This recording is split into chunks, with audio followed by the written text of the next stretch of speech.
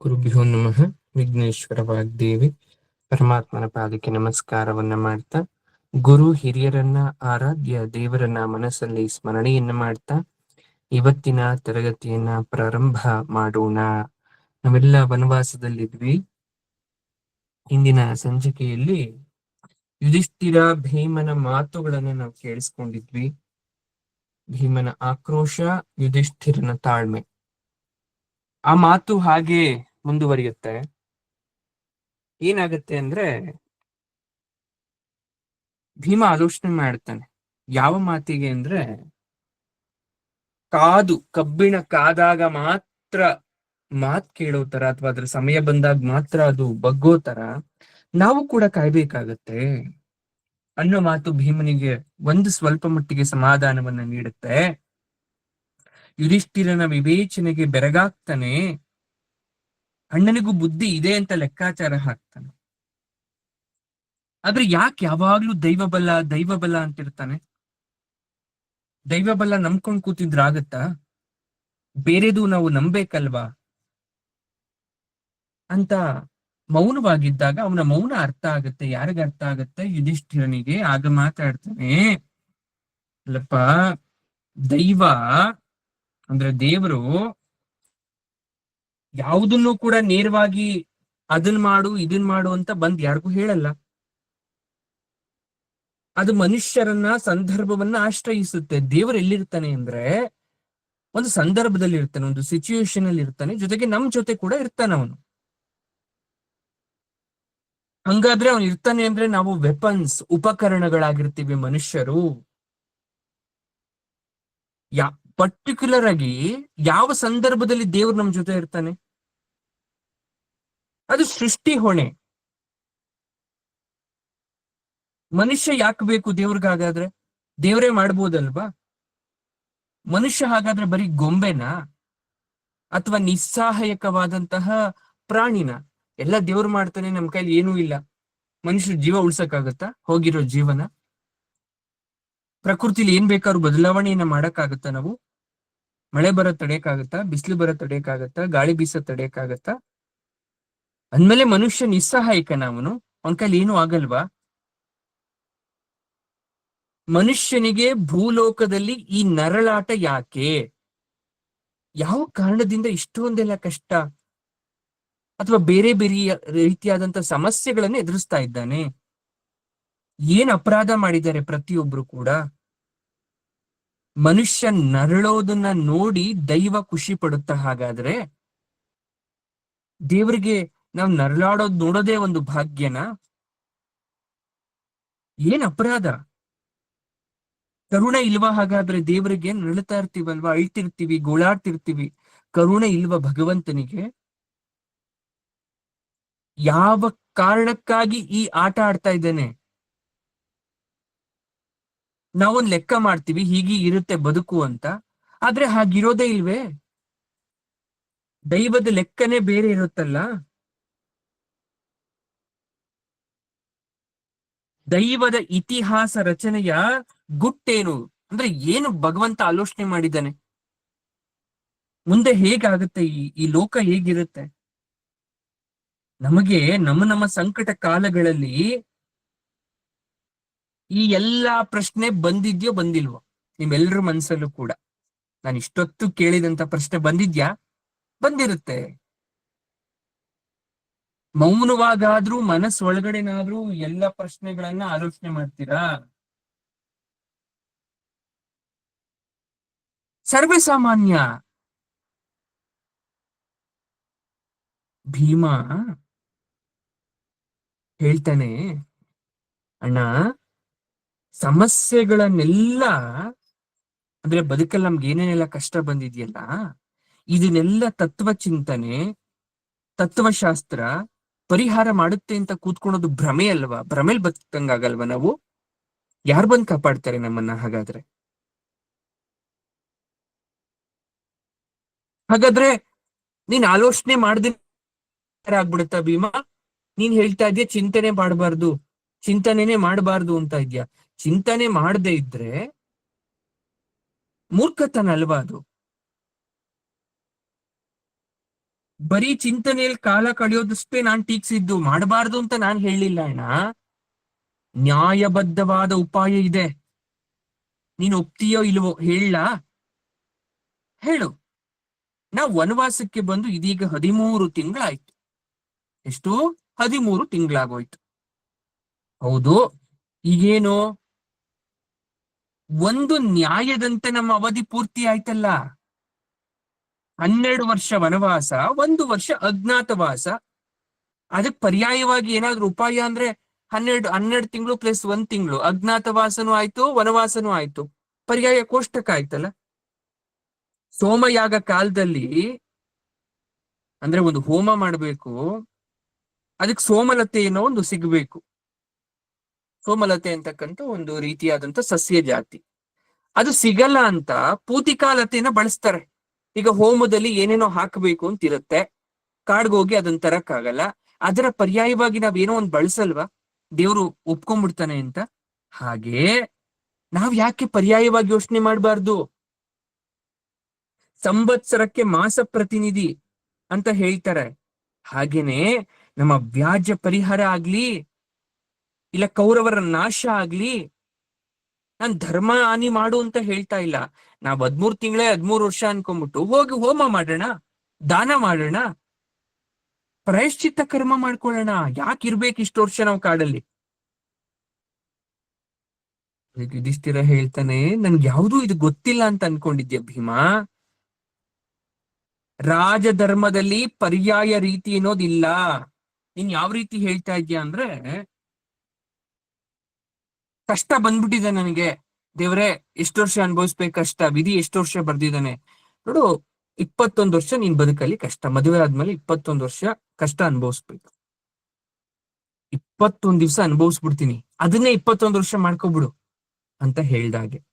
ಒಂದು ತಾಯಿ ಗರ್ಭದಲ್ಲಿ 9 ತಿಂಗಳು ಹೊರಕಾಗ್ತಾ ಇಲ್ಲ, 9 ದಿನ ಹೊರ್ತೀನಿ ಅನ್ನೋ ಹಾಗೆ ನೀನು ಪರ್ಯಾಯವನ್ನ ಕೇಳ್ತಾ ಇದ್ಯಾ? ನೀನು ಒಪ್ಪಣ, ನ್ಯಾಯಸಮ್ಮತ ಇಲ್ಲ, ಆಮೇಲೆ ನೋಡ್ಕೊಳ್ಳೋಣ. ಸರಿ ಒಪ್ಪದೆ ಅಂತ ಅನ್ಕೊಳ್ಳೋಣ, ಏನ್ ಮಾಡ್ತೀಯ ನಾನು ಒಪ್ಪಿದ್ರೆ? ನಾನೊಬ್ಬನೇ ಹಸ್ತಿನಾವತಿಗೆ ಹೋಗಿ ದುರ್ಯೋಧನ ದುಶ್ಯಾಸನರನ್ನ ಕೊಂದು ಬಂದು ನನ್ನ ಪ್ರತಿಜ್ಞೆ ಪೂರ್ತಿ ಮಾಡ್ತೀನಿ. ಕಂಟಕ ಪರಿಹಾರ ಆಗುತ್ತಾಗ, ಪಾಪನೂ ಬರಲ್ಲ. ಭೀಷ್ಮ ದ್ರೋಣ ಕೃಪಾದಿಗಳು ನಾ ಸಂದರ್ಭದಲ್ಲೂ ತಟಸ್ಥರಾಗಿರ್ಬೇಕು, ಅವ್ರು ಏನು ಮಾತಾಡಬಾರ್ದವಾಗ. ಆ ಮಾತನ್ನ ಕೇಳಿಸ್ಕೊಂಡು ನತ್ತನೆ ಯುಧಿಷ್ಠಿರ. ಹಾಗಾದ್ರೆ ದೊಡ್ಡಪ್ಪನ ಏನ್ ಮಾಡ್ಬಿಡ್ತೀಯಾ? ನೀನು ದುಶ್ಯಾಸನ ದುರ್ಯೋಧನನ್ನ ಸಾಯಿಸ್ತೀಯ. ದೊಡ್ಡಪ್ಪ ಅಂದ್ರೆ ಯಾರು? ಯಾರು? ಧೃತರಾಷ್ಟ್ರ. ಏನ್ ಮಾಡ್ತೀಯ? ಅವನನ್ನು ಮುಗಿಸುದ್ರಾಯ್ತು, ಅವನ್ ಮಕ್ಳಿಗೆ ಹೋದ್ಮೇಲೆ ಅವನ್ ಯಾಕೆ? ಇಲ್ಲ ಅಂದ್ರೆ ಬೇರೆ ಮಕ್ಕಳನ್ನ ಅವನನ್ನ ಶಾಂತಿಯಿಂದ ಬದುಕೋದಾದ್ರೆ ಬದುಕಿ ಅಂತ ಪ್ರಾಣ ಭಿಕ್ಷೆ ಕೊಡೋಣ. ಇಲ್ಲ ಅಂದ್ರೆ ಕಾಲು ಅಥವಾ ಬೇರೆ ಯಾವುದಂತ ಅಂಗವನ್ನ ಊನ ಮಾಡ್ಬಿಡೋಣ. ವಿದುರ ಚಿಕ್ಕಪ್ಪನನ್ನ ನಾನು ಒಪ್ಪಿಸ್ತೀನಿ. ಆಯ್ತು, ಇದನ್ನೆಲ್ಲ ಮಾಡ್ತೀಯ ಅಂತ ಆಲೋಚನೆ ಮಾಡಿದ್ಯಲ್ವಾ? ನಿನ್ ಲೆಕ್ಕಾಚಾರ ಅವರು ಉಲ್ಟಾ ಮಾಡಿ ಅವರೇ ಗೆದ್ದುಬಿಟ್ರೆ ಏನ್ ಮಾಡ್ತೀಯಾ? ಅದಕ್ಕೂ ಒಂದು ಉಪಾಯ ಇದೆ ಅಣ್ಣ. ಏನು? ಇನ್ನುಳಿದ ವನವಾಸ ಅಜ್ಞಾತವಾಸ ಕಾಲಾವಧಿಗಳಲ್ಲಿ ಭಿಕ್ಷೆ ಬೇಡಿ ಕ್ಷತ್ರಿಯ ದಾರಿ ಬಿಟ್ಟು ವರ್ಣಭ್ರಷ್ಟರಾಗಿ, ಜೀವಭ್ರಷ್ಟರಾಗಿ, ಮಾನಭ್ರಷ್ಟರಾಗಿ ಪ್ರತಿಜ್ಞೆ ಮಾಡಿ ಅದನ್ನ ಪೂರ್ತಿ ಮಾಡಕ್ಕಾಗದೆ ಜನ ನಮ್ಮನ್ನ ನೋಡಿ ನಗೋದಕ್ಕಿಂತ ಸಾಯೋದು ಮೇಲು. ಪ್ರಾಯೋಪವೇಶ ಮಾಡಿ ಸತ್ತು ಬಿಡೋಣ. ನೋಡ್ದ, ಅದನ್ನೇ ಅಲ್ವಾ ದುರ್ಯೋಧನ ಬಯಸ್ತಾ ಇರೋದು, ನಮ್ಮ ಸಾವನ್ನ. ಇದೆಂತ ಪರ್ಯಾಯ? ನೀನ್ ಅದನ್ನೇ ಹೇಳ್ತಾ ಇದ್ಯಲ್ಲಣ್ಣ, ಗೌರವಾರ್ಹವಾದ ಶೀಘ್ರ ಸಾವು ಅಂತ. ನಿನ್ಗಿನ್ಯಾವ ರೀತಿ ಹೇಳ್ಬೇಕು, ಜಗದೀಶ್ವರನೇ ಬಲ್ಲ. ಭೀಮಾ, ಅವಿವೇಕ ಬಿಟ್ಬಿಡು, ಚೆನ್ನಾಗಿ ಚಿಂತೆ ಮಾಡು. ಈಗ ನೋಡು, ರಾಜಸೂಯ ಯಾಗದ ಚಿಂತನೆ ನನಗಿಲ್ಲ. ನಮ್ಮ ತಂದೆಗೆ ಯಾವ ಪಾಡು ಬಂತು ಅನ್ನೋದನ್ನ ನೆನ್ಪು ಮಾಡ್ಕೋ. ನಾರದರು ಈ ಬೀಜ ಬಿತ್ತಿದ್ರು, ನೀವ್ ದಿಗ್ವಿಜಯ ಮಾಡ್ಕೊಂಡ್ ಬನ್ನಿ ಅಂತ ಯಾಗ ಆಯ್ತು. ಹಾಗಾದ್ರೆ ಶಿಶುಪಾಲ ಯಾಕೆ ಸತ್ತ? ಅವ್ನ್ ಸಾಯ್ಬೇಕು ಅನ್ನೋ ನನ್ನ ಇಚ್ಛೆ ಆಗಿತ್ತಾ? ಮಹಾಕುಲಕ್ಷಯದ ಮುನ್ಸೂಚನೆ ವ್ಯಾಸರ ಗೊತ್ತಿತ್ತು, ಅದನ್ನ ತಡೆಯಲಿಲ್ವಲ್ಲ. ನಾನ್ ಕನಸ್ ಕಂಡಿದ್ನ ಜೂಜಿಗೆ ಅವ್ರು ಆಹ್ವಾನ ಕೊಡ್ತಾರೆ ಅಂತ, ಪ್ರತಿಜ್ಞೆ ಅಂತ ನಾನು ಹೋಗಿತ್ತಪ್ಪ. ಇದು ಭಗವಂತ ನಿಯಮ ಆಗಿರ್ಬೇಕಾದ್ರೆ, ನಾವೆಲ್ಲ ಉಪಕರಣ ಆಗಿರ್ಬೇಕಾದ್ರೆ ತಪ್ಪಿಸ್ಕೊಳಕ್ ಯಾರ ಕೈಲಿ ಸಾಧ್ಯ? ದೇವ್ರು ಏನ್ ಮಾಡ್ತಾನೋ ಅದನ್ನ ಕಾದು ನೋಡ್ಬೇಕೇ ಹೊರತು ಬೇರೆ ದಾರಿ ಇಲ್ಲ. ನಮಗೆ ಭಗವಂತ ಅಷ್ಟು ಸ್ವಾತಂತ್ರ್ಯತೆಯನ್ನ ಕೊಟ್ಟಿಲ್ಲ. ನನ್ನ ಮಾತನ್ನ ಕೇಳಿಸ್ಕೊಂಡ್ಮೇಲೂ ನೀನಿಷ್ಟು ಕೋಪ ಉಕ್ತನಾಗಿ ನೀನೇನಾದ್ರೂ ನಿನ್ನ ಇಚ್ಛೆಯಂತೆ ಮಾಡಕ್ ಹೊರಟ್ರೆ ನಿನ್ನ ಇಚ್ಛೆ ಬೇರೆ ಆಗತ್ತೆ, ಅದಕ್ಕೆ ನೀನೇ ನೇರ ಹೊಣೆ. ಇಷ್ಟು ಮಾತಾಡ್ತಾ ಇರ್ಬೇಕಾದ್ರೆ ಭೀಮಾ ಯುಧಿಷ್ಠಿರನ ಮಧ್ಯೆ ಒಂದು ಅಪೂರ್ವ ಮಿಂಚೊಂದು ಮಿಂಚುತ್ತೆ. ಇಬ್ರು ಎದ್ದು ನಿಲ್ತಾರೆ. ಅಲ್ಲಿ ಭಗವಾನ್ ವ್ಯಾಸರು ಪ್ರತ್ಯಕ್ಷರಾದ್ರು. ಅನಿರೀಕ್ಷಿತವಾದ ವ್ಯಾಸರ ಆಗಮನದಿಂದ ಪಾಂಡವರು ಪುಲಕಿತರಾಗ್ತಾರೆ. ಸ್ವಲ್ಪ ಹೊತ್ತು ಆದ್ಮೇಲೆ ವ್ಯಾಸ ಮುನಿಗಳು ದರ್ಭಾಸನದಲ್ಲಿ ಕುಳಿತು ಅವರು ಬಂದಂತ ಸುದ್ದಿಯನ್ನ ಕೇಳಿ ದ್ರೌಪದಿ ಉಳಿದ ಪಾಂಡವರು ಬಂದು ಅವರ ಸುತ್ತ ನಿಂತ್ಕೊಂತಾರೆ. ಎಲ್ಲರೂ ಭಕ್ತಿಯಿಂದ ಕೈಯನ್ನ ಮುಗಿದು ಆಶೀರ್ವಾದವನ್ನ ತಗೊಳ್ತಾರೆ. ವ್ಯಾಸರು ಮಾತನ್ನ ಆರಂಭ ಮಾಡ್ತಾರೆ. ವತ್ಸ, ಮುಂದೆ ಬರಲಿರುವುದು ಬರೀ ಕುಲಕ್ಷಯದ ಕಾಲವಲ್ಲ, ಅಲ್ಲಿ ಯುಗದ ಕ್ಷಯ ಕೂಡ ಆಗುತ್ತೆ. ದೊಡ್ಡ ಬಂಡೆಯೊಂದನ್ನ ಸಣ್ಣ ಹಾರೆಯಿಂದ ಮೀಟಿದಂತೆ ಹಾರೆಯ ಭಾರವನ್ನ ತಡೆಯುವಷ್ಟು ಗಟ್ಟಿ ಮುಟ್ಟಾಗಿರ್ಬೇಕಲ್ವಾ? ಹಾಗಾಗಿ ಎಚ್ಚರಿಕೆಯನ್ನ ಕೊಡ್ತಾ ಇದ್ದೇನೆ. ನನಗೆ ಯಾಕೆ ಭಗವಂತ ಈ ಶಿಕ್ಷೆ ಕೊಟ್ಟ ಅಂತ ಅನ್ಕೋಬೇಡ. ಭಗವಂತ ನಿಮ್ಮನ್ನ ಆರಿಸ್ಕೊಳ್ತಾ ಇದ್ದಾನೆ. ಭಾರ ಎಲ್ಲ ನಿಮ್ಮ ಮೇಲಿದ್ರು ಆ ಭಾರವನ್ನ ಹೊರ್ತಾ ಇರೋದು ಭಗವಂತ. ಅರ್ಥ ಮಾಡ್ಕೊಳ್ಳಿ. ದ್ರೌಪದಿ, ನೀನು ಸೀತಾದೇವಿಗಿಂತ ಹೆಚ್ಚು. ಸೀತೆಯಾದ್ರೂ ಕೂಡ ನೆಮ್ಮದಿಯಿಂದ ಇದ್ಲು. ಆದ್ರೆ ನಿನಗೆ ಆ ಸೀತೆಯ ನೆಮ್ಮದಿನೂ ಇಲ್ಲ. ಸ್ವಲ್ಪ ಕಾಲ ಸಹಿಸಿಕೋ. ತ್ಯಾಗದಿಂದ ಬರುವ ಕೀರ್ತಿ ಹೆಚ್ಚು. ತ್ಯಾಗಕ್ಕೆ ಸಿದ್ಧಳಾಗು. ಸುಖಕ್ಕಾಗಿ ನೀನು ಹುಟ್ಟಿ ಬಂದವಳಲ್ಲ. ಇದನ್ನ ಗಟ್ಟಿಯಾಗಿ ಅರ್ಥ ಮಾಡ್ಕೊಂಡ್ಬಿಡು. ಭಗವಂತನ ಹತ್ರ ಪ್ರಶ್ನೆ ಆಗ್ತಾ ಇರ್ತೀವಿ, ಸುಖ ಅನ್ನೋದೇ ಇಲ್ವಾ ಭಗವಂತ ನನಗೆ? ಬರೀ ಕಷ್ಟ ನೋವಲ್ಲೇ ನನ್ನ ಬದುಕಿಸ್ತಾ ಅಂತ. ವ್ಯಾಸರ್ ನೋಡಿ ಎಂತ ಮಾತು ಹೇಳಿದ್ರು ಅಂದ್ರೆ, ಸುಖಕ್ಕಾಗಿ ನೀನು ಹುಟ್ಟಿದವಳಲ್ಲ, ತ್ಯಾಗಕ್ಕೆ ಸಿದ್ಧವಾಗಿ ಗಟ್ಟಿಯಾಗಿ ಬಿಡು. ಹಾಗಾದ್ರೆ ನಾವ್ ಆ ಜಾಗದಲ್ಲಿ ಇದ್ದಿದ್ರೆ ಈ ಜನ್ಮ ಯಾಕೆ ಕೊಟ್ಟೆ ಪರಮಾತ್ಮ? ಹಾಗಾದ್ರೆ ಸುಖ ಇಲ್ಲ ಅಂದ್ಮೇಲೆ ಅಂತ ಪ್ರಶ್ನೆ ಮಾಡ್ತಿದ್ವಿ. ಗುರುಗಳನ್ನ ಕೇಳಿದ್, ವ್ಯಾಸರೇ ಹಾಗಾದ್ರೆ ಯಾಕೆ ಬೇಕು ನನ್ಗೆ ಈ ಜನ್ಮ? ಕೆಲವೊಮ್ಮೆ ಬದುಕಲ್ಲಿ ಅನುಭವಿಸ್ಲಿಕ್ಕೋ ಅಥವಾ ಬೇರೆ ಕಾರಣದಿಂದ ನಮ್ಮ ಜನ್ಮ ಆಗಿರಲ್ಲ. ಇನ್ಯಾವುದೋ ಕಾರಣಕ್ಕೋಸ್ಕರ ಭೂಮಿ ಮೇಲೆ ಪರಮಾತ್ಮ ನಮ್ಮನ್ನ ಕಳಿಸ್ಕೊಂಡಿರ್ತಾನೆ. ಹಾಗೆ ದ್ರೌಪದಿಯನ್ನು ಕೂಡ ಮರೆಯಬೇಡ. ದೈವದ ಉಪಕರಣಕ್ಕೆ ನಾನು ಬೇಕು ಬೇಡ ಅನ್ನೋ ಅಧಿಕಾರ ಮನವರದಲ್ಲ, ಅಂದ್ರೆ ಮನುಷ್ಯರದಲ್ಲ, ನಮ್ಮದಲ್ಲ. ನೀನ್ ನನ್ನ ಆಯ್ಕೆ ಮಾಡ್ಕೋಬೇಡ, ಬೇರೆ ಯಾರನ್ನಾದ್ರೂ ಆಯ್ಕೆ ಮಾಡ್ಕೋ. ಇರೋ ಭೂಮಿ ಮೇಲೆ ಇರ್ತಕ್ಕಂಥ ಕೋಟಿ ಕೋಟಿ ಜನರ ನಡುವೆ ನನ್ನೇ ಯಾಕೆ ಆಯ್ಕೆ ಮಾಡ್ಕೊಂಡಿದ್ಯಾ ಅಂತ ಕೇಳೋ ಅಧಿಕಾರ ನಮ್ಗಿಲ್ಲ. ದೈವದ ಹೆಜ್ಜೆಯಲ್ಲಿ ನಿಯತಿ ಇರುತ್ತೆ. ಅವನು ಯಾವ ಕಡೆ ತೋರಿಸ್ತಾನೋ ಆ ಕಡೆ ಹೆಜ್ಜೆ ಹಾಕಬೇಕು. ಯುಧಿಷ್ಠಿರ, ಅನುಗ್ರಹವಾಯ್ತು ಗುರುದೇವ. ಉಪಕರಣವಾಗಂತ ವಸ್ತುವಿಗೆ ಗುಣ ಸ್ವರೂಪ ಸಿದ್ಧ ಇರುತ್ತಾ ಅಥವಾ ಸಾಧ್ಯ ಮಾಡ್ಕೊಳ್ಬೇಕ? ಅಂದ್ರೆ ನೀವ್ ಹೇಳ್ತಾ ಇದ್ದೀರಾ ನಮ್ಮನ್ನ ಭಗವಂತ ಉಪಕರಣ ಮಾಡ್ಕೊಳ್ತಾನೆ ಅಂತ. ನಾವ್ ಸಿದ್ಧರಾಗಿರ್ಬೇಕಾ? ಭಗವಂತನೇ ಸಿದ್ಧ ಮಾಡ್ತಾನೆ ನಮ್ಮನ್ನ. ವ್ಯಾಸರ್ ಹೇಳ್ತಾರೆ, ಜೀವನ ಮುಂದಕ್ಕೆ ಹೋಗ್ತಾ ಹೋಗ್ತಾ ಹೋಗ್ತಾ ಅದು ಸಿದ್ಧ ಮಾಡುತ್ತಪ್ಪ. ನೀನೆಲ್ಲ ಮುಂಚೆನೆ ಸಿದ್ಧ ಆಗ್ಬೇಕು ಅಂತ ಏನಿಲ್ಲ. ಅಥವಾ ದೇವರೇ ಸಿದ್ಧ ಮಾಡಿ ಕಳಿಸ್ಬಿಟ್ಟಿರ್ತಾನೆ. ಈ ದೈವ ಸಂಕಲ್ಪ. ಯೋಗ್ಯತೆ ಬೇಕು ಆಯ್ಕೆ ಮಾಡ್ಕೊಳಕ್ಕೂ ಕೂಡ. ಸ್ವರೂಪ ಲಕ್ಷಣ ಅಂತ ಕೇಳ್ದಲ್ಲ, ಅದಕ್ಕೆ ದೇವ್ರಿಗೆ ಗೊತ್ತಿರುತ್ತೆ ಯಾರು ಸ್ವರೂಪ ಲಕ್ಷಣದಿಂದಿದ್ದಾರೆ ಈ ಕೆಲ್ಸಕ್ಕೆ ಅಂತ. ಅವ್ರನ್ನ ಮಾತ್ರ ಆಯ್ಕೆ ಮಾಡ್ಕೊಳುತ್ತೆ. ಯಾವ ಸಿದ್ಧತೆ ಎಷ್ಟು ಕಾಲ ನಡ್ಕೋಬೇಕು ಗುರುಗಳೇ? ಅದ್ರ ಹಂತ ಯಾವುದು? ಹಾಗಾದ್ರೆ ಬರೀ ಭಗವಂತನ್ಗೆ ಕಾರ್ಯ ಮಾಡ್ತಿದ್ರೆ ಭಗವಂತ ಕೊಟ್ಟಿರೋ ಆಯುಷ್ಯದಲ್ಲಿ ನಮಗೆ ಅಂತ ಸಮಯ ಉಳಿಯಲ್ವಾ? ಒಳ್ಳೆ ಪ್ರಶ್ನೆ ಕೇಳಿದ ಯುಧಿಷ್ಠಿರ. ಅದಕ್ಕೆ ವ್ಯಾಸರ್ ಹೇಳ್ತಾರೆ, ಅದನ್ನ ನಿರ್ಧಾರ ಮಾಡೋದು ದೇವ್ರು, ಸಿದ್ಧತೆ ಮಾಡೋನ್ ಅವನೇ, ಆಯುಷ್ಯ ಕೊಡೋದವನೇ, ಬೆಳೆಸೋದವನೇ, ಆಯುಷ್ಯವನ್ನ ಮುಗಿಸೋದವನೇ. ನಿಮ್ಮ ವನವಾಸ ಅಜ್ಞಾತವಾಸ ಅನ್ನೋದು ಸಿದ್ಧತಾ ಕಾಲ. ನಿಮ್ಮನ್ ತಯಾರ್ ಮಾಡ್ತಾ ಇದ್ದಾನೆ, ಸಮಯ ಕೊಟ್ಟಿದ್ದಾನೆ, ಶುಭ ಸೂಚನೆ ಇದು. ಸಿದ್ಧತೆ ಆಗ್ಬೇಕಾದ್ರೆ ನೋವು ಬರುತ್ತೆ, ಮನುಷ್ಯನಿಗೆ ದುಃಖ ಇರುತ್ತೆ, ಆದ್ರೆ ಮಿತಿಲಿ ಇಟ್ಕೋಬೇಕು ಅದನ್ನ. ಮುಂದೆ ಒಳ್ಳೇದಾಗುತ್ತೆ ಅನ್ನೋ ನಂಬಿಕೆ ಇರಬೇಕು. ರೈತರು ಹೊಲ ಉಳ್ಬೇಕಾದ್ರೆ, ಪೈರ್ ನಾಟಿ ಮಾಡ್ಬೇಕಾದ್ರೆ, ನೀರ್ ಹಾಕ್ಬೇಕಾದ್ರೆ, ಬೆಳೆ ಕೊಯ್ಬೇಕಾದ್ರೆ, ಭೂಮಿಗೋ ಬೀಜಕ್ಕೋ ಪೈರ್ಗೋ ನಾನು ಸಿದ್ಧವಾಗುತ್ತಿದ್ದೇನೆ ಅನ್ನೋ ತಿಳುವಳಿಕೆ ಇರ್ಬೇಕು ಅಂತ ಏನಾದ್ರೂ ಇದ್ಯಾ? ಇರುವುದು ಕಷ್ಟ.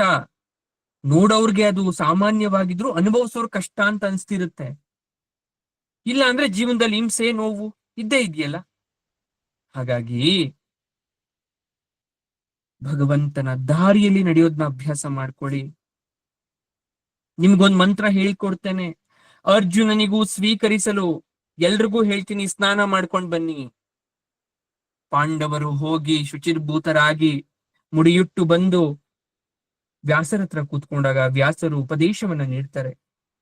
ಕೇಳಿ ಮಕ್ಕಳೇ, ಇದು ಪ್ರತಿಸ್ಮೃತಿ ವಿದ್ಯೆ ಅಂತ ಇದರ ಹೆಸರು. ಏನೋ ಪ್ರತಿ ಸ್ಮೃತಿ ವಿದ್ಯೆ.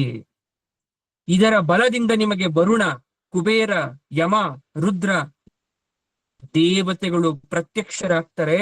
ಅವರಿಗೆ ಸಂಬಂಧಪಟ್ಟಂತಹ ಮಹಾ ಅಸ್ತ್ರಗಳನ್ನ ನಿಮಗೆ ನೀಡಿ ಹೋಗ್ತಾರೆ.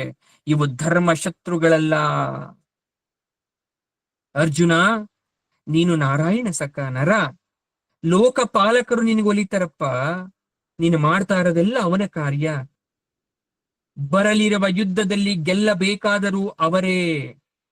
ಹಾಗಾಗಿ ನಿಮಗೆ ಪರೀಕ್ಷೆಯನ್ನ ನೀಡಿ ಅಸ್ತ್ರವನ್ನ ನೀಡ್ತಾರೆ.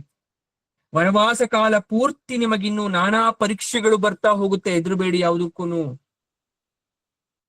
ವ್ಯಾಸರ ಮಾತಿಂದ ಯುಧಿಷ್ಠಿರನಿಗೆ ಹರ್ಷ ಆಗತ್ತೆ, ಭೀಮನ ದುಗುಡ ಶಾಂತ ಆಗತ್ತೆ, ಅರ್ಜುನ ಉತ್ಸಾಹಿಯಾಗ್ತಾನೆ. ದ್ರೌಪದಿಗೆ ಭಯ ಆದ್ರೂ ಕೂಡ ಹೇಳ್ಕೊಳ್ಳಲ್ಲ. ಆಗ ವ್ಯಾಸರು ಹೇಳ್ತಾರೆ, ಅಗ್ನಿಯಲ್ಲೇ ಹುಟ್ಟಿದ ನೀನು ದುಃಖಾಗ್ನಿಗೆ ಹೆದರಬಾರದು ಮಗಳೇ. ಬೆಂಕಿಲ್ ಹುಟ್ಟಿದವಳು ನೀನು, ಇನ್ನು ಬದುಕಲ್ ಬರೋ ದುಃಖಕ್ಕೆ ಹೆದರ್ಕೊಳ್ತಾರ? ಭೂಜಾತೆಯಾದ ಸೀತೆಗೆ ಭೂಮಿಯಂತೆ ತಾಳ್ಮೆ ವಹಿಸುವಂತ ಜನ್ಮ ರಹಸ್ಯ ಸಂದರ್ಭದಲ್ಲಿ ಒಂದು ಸಂದೇಶ ಕೊಟ್ಟಿದ್ರಂತೆ. ಏನು, ಅವಳು ಹುಟ್ಟುದಾಗೆ ಒಂದು ಸಂದೇಶ, ಭೂಮಿಯಷ್ಟು ಸಹನೆಯನ್ನ ನೀನು ಕಲಿ ಅಂತ. ಹಾಗೆ ನಿನಗೂ ಅಗ್ನಿಯಂತೆ ಸಂದೇಶ ಕೊಡ್ತೀವಿ. ಅಗ್ನಿ ಏನು ಬೆಳೆಯೋದಿಲ್ಲ, ಎಲ್ಲ ಸುಡುತ್ತೆ, ಶುದ್ಧ ಆಗತ್ತೆ.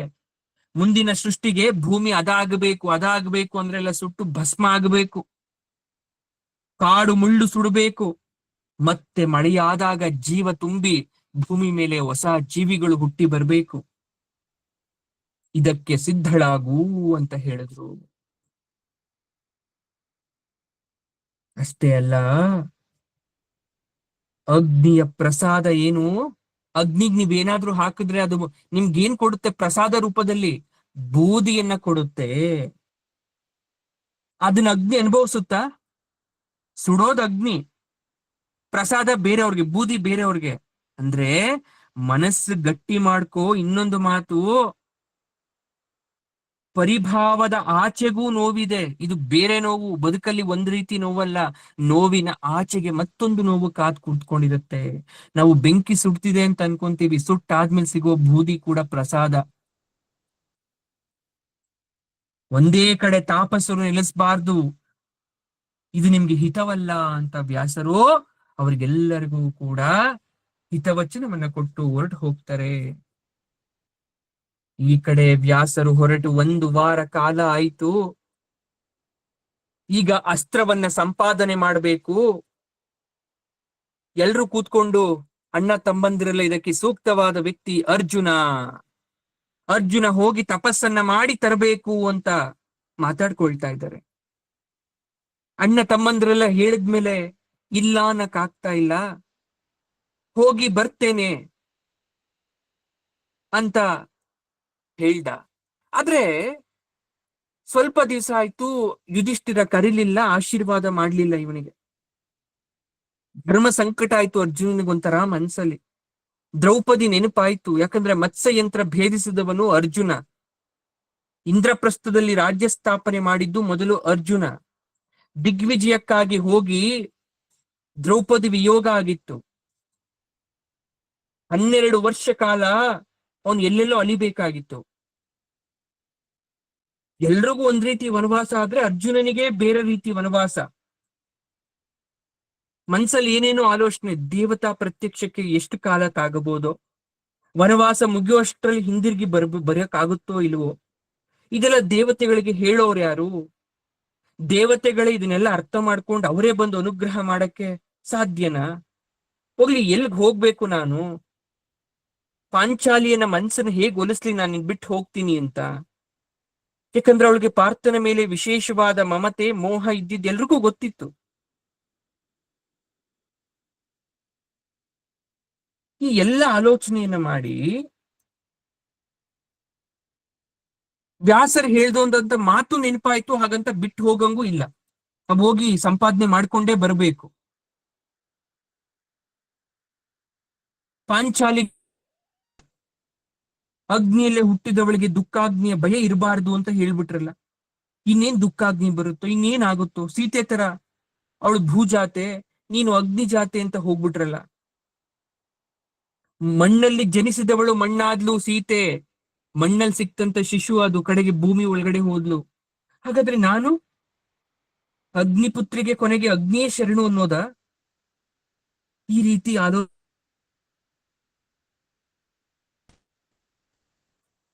ಈ ಕಡೆ ಅಣ್ಣ ತಮ್ಮಂದ್ರು ಅವ್ರವ್ರದಾದಂತಹ ಒಂದು ವಿವೇಚನೆ ಆಲೋಚನೆಯಲ್ಲಿದ್ದಾರೆ.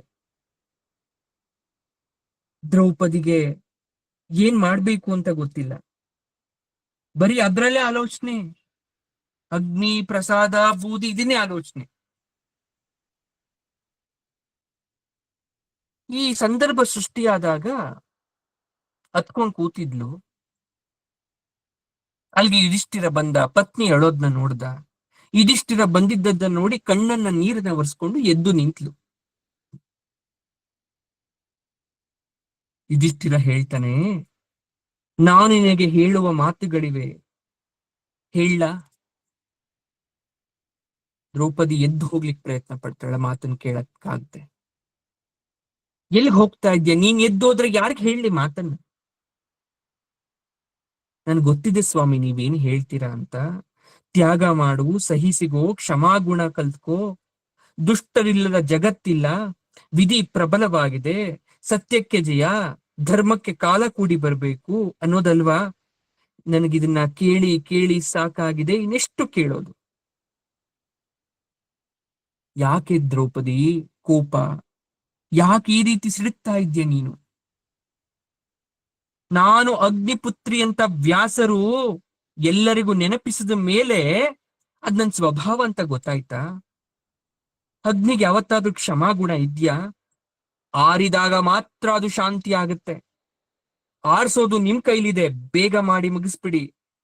ಇಲ್ದೆ ಹೋದ್ರೆ ನಿಮ್ಮ ಮೇಲಿರುವ ಅಭಿಮಾನ ಅದು ಕೂಡ ಆರೋಗ್ಬಿಡುತ್ತೆ.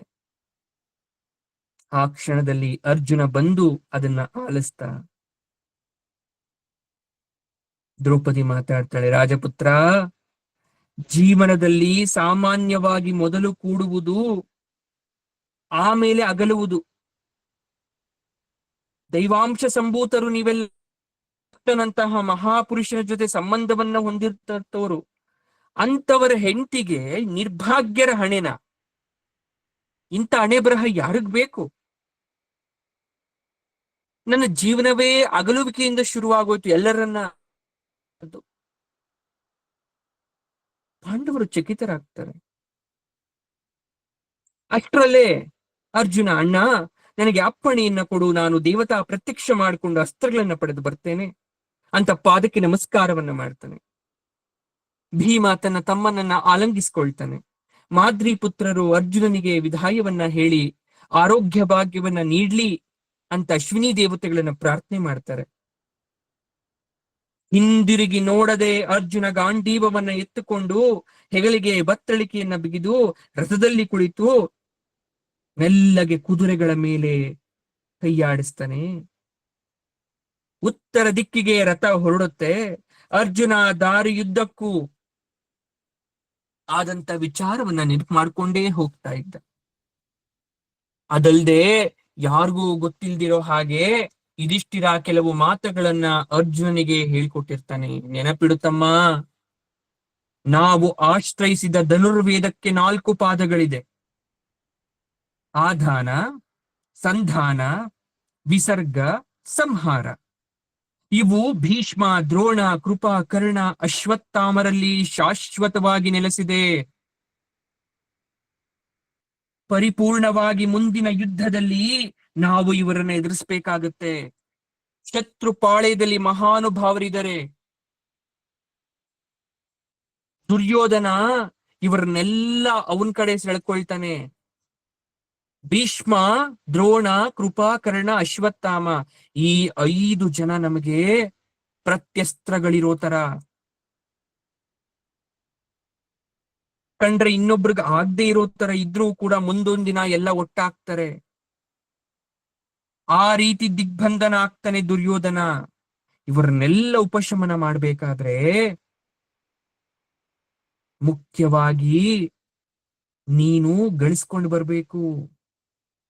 ಶಕ್ತಿ ಮೀರಿ ಶಸ್ತ್ರ ಅಸ್ತ್ರಗಳನ್ನ ಮೇಲೆ ಪ್ರಯೋಗ ಮಾಡ್ತಾರೆ. ದಾಕ್ಷಿಣ್ಯ ಅನ್ನೋದಿರಲ್ಲ ಅವ್ರಿಗೆ. ಇಂದ್ರದೇವನಲ್ಲಿ ಇಲ್ಲದ ಅಸ್ತ್ರಗಳು ಅವ್ರ ಹತ್ರ ಇದೆ. ಬೃಹಸ್ಪತಿಯ ಶಿಷ್ಯ, ದೇವಾಸುರ ಯುದ್ಧ ವಿಜಯಿ ಅವನು. ಹಾಗಾಗಿ ನೀನು ಇಂದ್ರದೇವನನ್ನ ಏನ್ ಮಾಡು, ತಪಸ್ಸನ್ನ ಮಾಡು. ಅವನು ನಿನ್ಗೆಲ್ಲಾ ರೀತಿಯಲ್ಲೂ ಪ್ರಸನ್ನತೆಯನ್ನ ಕೊಡ್ತಾನೆ. ಇಂದ್ರನಿಗೆ ಪ್ರಿಯವಾದಂತ ಅರಣ್ಯ ಪ್ರದೇಶ ಇಂದ್ರಕೀಲ ಪರ್ವತ. ಅವನನ್ನ ಉಪಾಸಿಸಿ ಅಸ್ತ್ರ ಪಡೆದುಕೊಂಡು ಬಾ ಅಂತ ಯಾರಿಗೂ ಗೊತ್ತಿಲ್ದಿರೋ ಹಾಗೆ ರಾತ್ರಿ ಭೇಟಿಯಾಗಿ ಅರ್ಜುನಿಗೆ ಮಾತನ್ನ ಹೇಳಿ ಕಳಿಸಿರ್ತಾನೆ. ಅರ್ಜುನ ಒಂದೇ ಹಗಲ ಪ್ರಯಾಣದಲ್ಲಿ ಇಂದ್ರಕೀಲ ಪರ್ವತವನ್ನ ಪ್ರವೇಶಿಸ್ತ. ಆಗ್ನೇಯ ಭಾಗದಲ್ಲಿತ್ತದು ಹಿಮವಂತನಿಗೆ, ಅಂದ್ರೆ ಗಂಧಮಾದನ ಪರ್ವತ ಅಂತ ಕೇಳಿದಿರಲ್ಲ, ಅದ್ರಾಚೆ.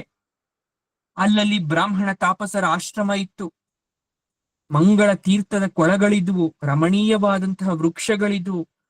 ಕ್ರೂರ ಮೃಗಗಳೇ ಇಲ್ಲದಂತಹ ಶಾಂತಿಯುತವಾದಂತಹ ಅರಣ್ಯ. ನಾನಾ ಪಕ್ಷಿ ಸಂಕುಲಗಳ ಆ ಇಂಪಾದ ಧ್ವನಿಗೆ ಅರ್ಜುನ ಮೈಮರೆತಿದ್ದ. ಸಂಧ್ಯಾಕಾಲ ಅರ್ಜುನ ಒಂದು ಕೊಳಕ್ಕೆ ಬಂದು ಸಂಧ್ಯೋಪಾಸನೆಯನ್ನ ಮಾಡ್ದ. ಹೇರಳ ಹಣ್ಣುಗಳಲ್ಲಿ ಕೆಲವನ್ನ ಪಡೆದು ಧ್ಯಾನ ಮಾಡಿ ಕೃಷ್ಣನಿಗೆ ಅರ್ಪಿಸ್ತ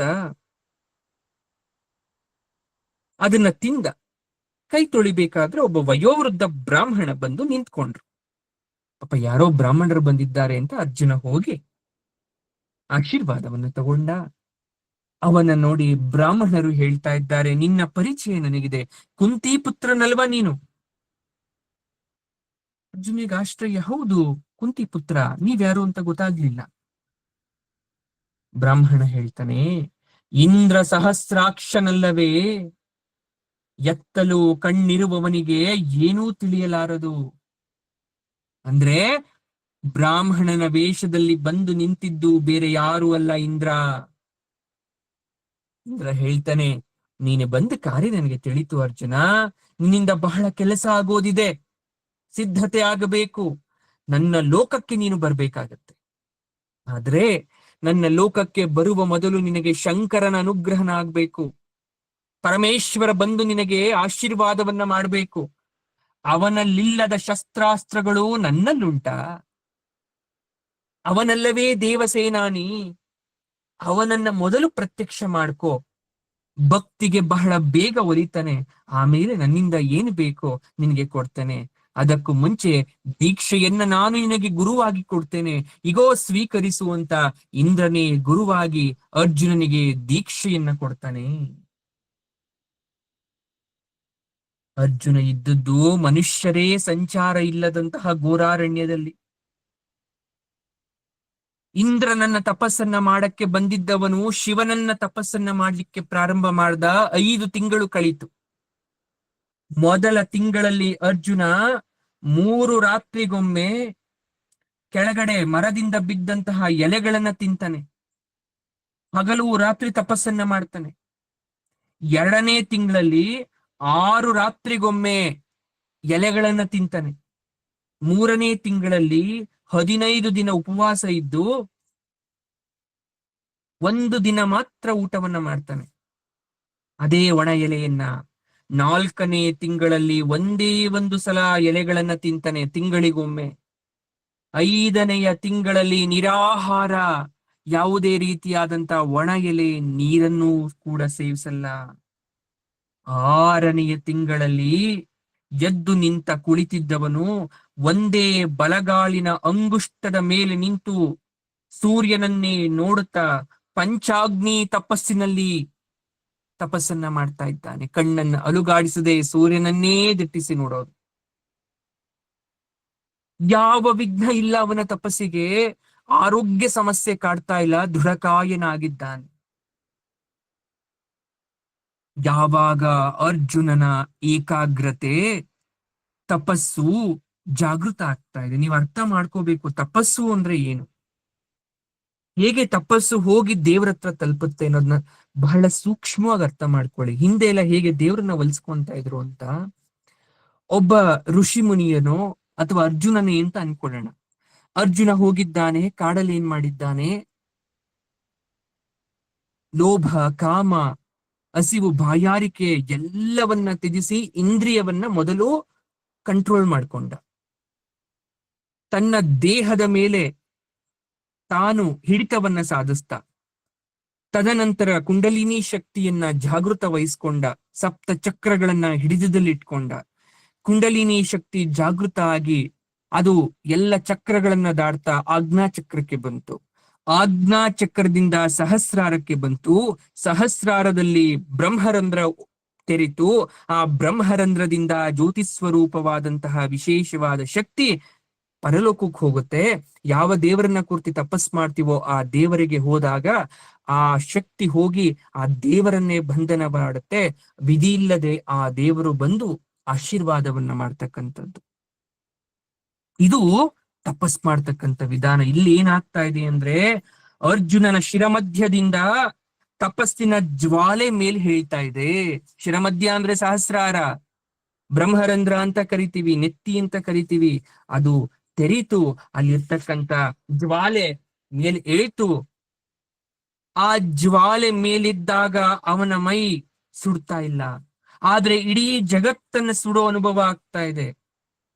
ದೂರ ದೂರದಲ್ಲಿ ಋಷ್ಯಾಶ್ರಮಗಳಲ್ಲಿ ಋಷಿ ಮುನಿಗಳು ತಪಸ್ಸು ಅಥವಾ ಏನಿದ್ರು ಅವರಿಗೆ ಮೈಯೆಲ್ಲ ಸುಡಕ್ಕೆ ಪ್ರಾರಂಭ ಆಯ್ತು, ಮೈ ಉರಿ ಆರಂಭ ಆಯ್ತು. ಕಾರಣ ಗೊತ್ತಾಗ್ತಾ ಇಲ್ಲ ಯಾರಿಗೂ. ಹಿರಿಯರು ಕಿರಿಯರಿಗೆ ಹೇಳಿದ್ರು ಏನಂತ, 5-6 ತಿಂಗಳ ಹಿಂದೆ ಇಲ್ಲಿ ಪಾಂಡವ ಪುತ್ರ ಅರ್ಜುನ ಬಂದಿದ್ದ, ಅವನು ಎಲ್ಲೋ ತಪಸ್ಸು ಮಾಡ್ತಾ ಇರ್ಬೇಕು, ಹಾಗಾಗಿ ಈ ರೀತಿ ಆಗ್ತಾ ಇದೆ. ಅನುಗ್ರಹಿಸ್ತಾನೆ ಮಹಾದೇವನಾದಂತ ರುದ್ರ.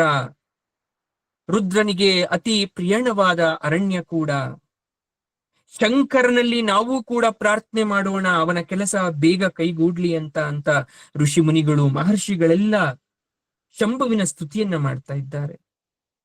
ಒಂದು ಹಗಲು ರಾತ್ರಿ ಆದ ಮೇಲೆ ಶಂಕರ ಪಾರ್ವತಿ ಸಮೇತನಾಗಿ ಪ್ರತ್ಯಕ್ಷನಾಗಿದ್ದಾನೆ ಇಂದ್ರಕೀಲ ಪರ್ವತದಲ್ಲಿ. ಅಭಯವನ್ನ ನೀಡಿದ. ಶಂಕರನ ಕೈಲಿ ಭಯಂಕರವಾದಂತಹ ಪಿನಾಕ ಧನುಸ್ಸಿತ್ತು.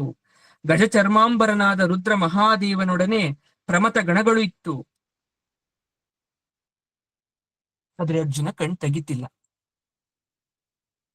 ಆಗ ಭವಾನಿ ಹೇಳ್ತಾರೆ, ಅಂದ್ರೆ ಅಮ್ಮನವ್ರು ಹೇಳ್ತಾರೆ, ಅರ್ಜುನನ ಕೆಲಸ ನಮ್ಮ ದೇವತೆಗಳ ಕೆಲಸ, ಅನುಗ್ರಹ ಮಾಡೋದ್ರಲ್ಲಿ ನಮಗೆ ಆನಂದ ಇದೆ ಅಲ್ವಾ ಪರಮಾತ್ಮ. ಹಾಗಾಗಿ ಅವನ್ಗೆ ಆಶೀರ್ವಾದವನ್ನ ಕೊಡೋಣ. ಇಂದು ಶಿವರಾತ್ರಿ, ಯಾವತ್ತು ಅವರು ಪ್ರತ್ಯಕ್ಷವಾದಂತಹ ದಿನ ಶಿವರಾತ್ರಿ. 6ನೇ ತಿಂಗಳು ತಪಸ್ಸು ಮಾಡ್ತಾ ಇದ್ದಾನೆ. ಶಂಕರನಿಗೆ ಅತಿ ಪ್ರಿಯವಾದ ದಿವಸ. ಅರ್ಜುನ ನಿಂತ್ಕೊಂಡೇ ಇದ್ದಾನೆ. ಅಂದು ಬಿಸಿಲು ಎಂದಿಗಿಂತ ಅಧಿಕವಾಗಿದೆ. ದಿನ ದಿನದಂತೆ ಪಕ್ಷಿ ಪಶು ಪ್ರಾಣಿಗಳ ಶಬ್ದ ದಿಢೀರನೆ ಅಡಗೋಗಿದೆ. ನಿಶ್ಶಬ್ದ ಆವರಿಸ್ಬಿಟ್ಟು ಇಡೀ ಕಾಡಲ್ಲಿ ಅದನ್ನ ಭೇದಿಸ್ಕೊಂಡು ಒಂದು ಭಯಂಕರವಾದ ಶಬ್ದ. ಬಂದ್ರು ಶಿವ ಪಾರ್ವತಿ ನಿಂತ್ಕೊಂಡ್ರು. ಅವನು ದೃಷ್ಟಿ ಅಲ್ಗಾಡಿಸ್ತಾ ಇಲ್ಲ, ಅವನ್ಗೆ ಯಾವುದೇ ರೀತಿಯಾದಂತ ಚಂಚಲ ಆಗ್ತಾ ಇಲ್ಲ. ಪರೀಕ್ಷೆ ಮಾಡಬೇಕು ಅಂತ ಶಿವ ಅಲ್ಲಿ ಒಂದು ಉಪಾಯವನ್ನ ಹೂಡ್ದ. ಕಾಡನ್ನ ಹರಿಯುತ್ತ ಬರುವಂತೆ ತೋರುತ್ತಾ ಒಂದು ಅರ್ಜುನನ ಬಳಿಗೆ ಒಂದು ವಿಶೇಷವಾದ ಶಬ್ದ ಬಂತು, ತಪೋಭಂಗ ಆಯ್ತು.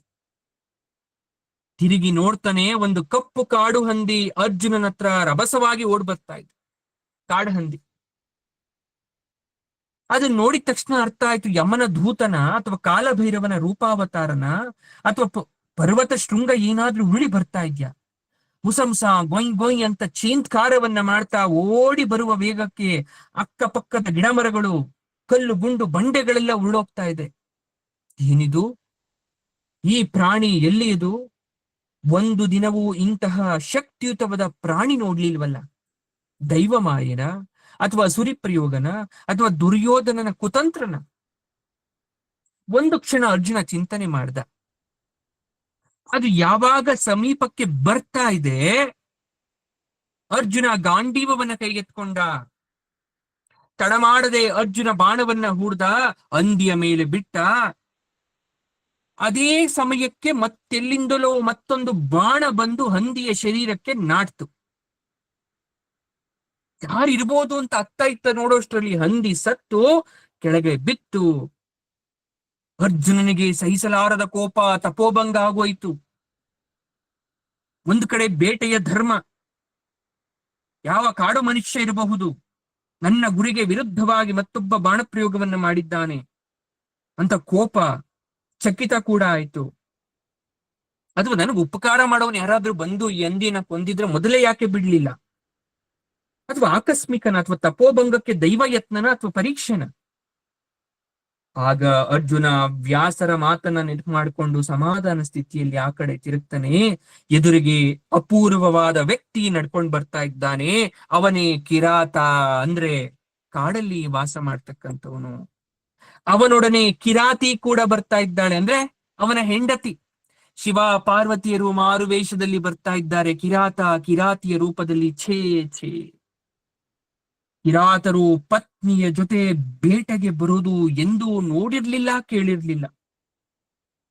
ಆ ವ್ಯಕ್ತಿಯನ್ನ ನೋಡಿದ್ರೆ ಆಜಾನುಬಾಹು ಶರೀರ, ಸೊಂಟದ ಕೆಳಗಡೆ ಹುಲಿಯ ಚರ್ಮ ಸುತ್ತಕೊಂಡಿದ್ದಾನೆ, ಎಡಗೈಯಲ್ಲಿ ಬೃಹದಾಕಾರವಾದ ಬಿಲ್ಲು, ಅದು ಬುಸುಗುಡುವ ಸರ್ಪದಂತೆ ಇದೆ.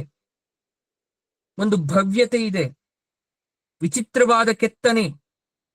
ಇಷ್ಟು ಚೆಲುವಾದ ಬಿಲ್ಲನ್ನ ಯಾರೋ ಕಾಡು ಬೇಡರು ಮಾಡಿದ್ದು ಅಂದ್ರೆ ನಂಬಕ್ಕಾಗ್ತಾ ಇಲ್ಲ ಅರ್ಜುನನಿಗೆ. ಹಾಗಾದ್ರೆ ಇವನ್ ಯಾರು? ಈ ಬಿಲ್ ಏನನ್ನ ತೋರಿಸ್ತಾ ಇದೆ? ಪ್ರಾಣಿಯ ಚರ್ಮವನ್ನ ಬೇರೆ ಹೊತ್ಕೊಂಡಿದ್ದಾನೆ. ಅವನ ತಲೆಯ ಮೇಲೆ ಕಿರೀಟ, ಅದಕ್ಕೆ ಕಾಡು ಹಕ್ಕಿಗಳ ಬಣ್ಣ ಬಣ್ಣದ ರೆಕ್ಕೆಗಳನ್ನ ತುರಾಯಿ ತರ ಸಿಗಿಸ್ಕೊಂಡಿದ್ದಾರೆ. ಬಹಳ ಚೆಲುವು, ಸೌಂದರ್ಯ, ತಿದ್ದಿ ತೀಡಿದಂತಿರುವ ಮೂಗು ಆ ಕಿರಾತನಿಗೆ, ಬಂಗಾರದ ಮೈಬಣ್ಣ, ದೀರ್ಘವಾದ ಕಿವಿಗಳಲ್ಲಿ ಆಭರಣ ಧರಿಸ್ಕೊಂಡಿದ್ದಾನೆ, ಬೆನ್ನಿನ ಹಿಂದ್ಗಡೆ ಬಾಣದ ಚೀಲ ಎದೆಯನ್ನ ಅಲಂಕರಿಸಿದೆ, ಸೊಂಟದಲ್ಲಿ ಹಾವಿನ ಚರ್ಮದ ಒಡ್ಯಾಣವನ್ನ ಹಾಕೊಂಡಿದ್ದಾನೆ, ಭಯಂಕರವಾದ ಸಿಂಹದ ಮುಖ, ಆ ಒಡ್ಯಾಣ ಮಧ್ಯದಲ್ಲಿ ಒಂದು ಕಠಾರಿ ಇದೆ, ಅಂದ್ರೆ ಒಂದು ಕತ್ತಿ. ಕಿರಾತನ ಹಿಂದೆ ಸಾವಿರಾರು ಕಿರಾತರ ಪಡೆ ಅನುಸರಿಸಿ ಬರ್ತಾ ಇದೆ. ಶಂಖ, ಭೇರಿ, ತಮಟೆ, ಕೊಂಬು, ಕಹಳೆ ಎಲ್ಲವನ್ನ ಶಬ್ದ ಮಾಡ್ತಾ ಬರ್ತಾ ಇದ್ದಾರೆ.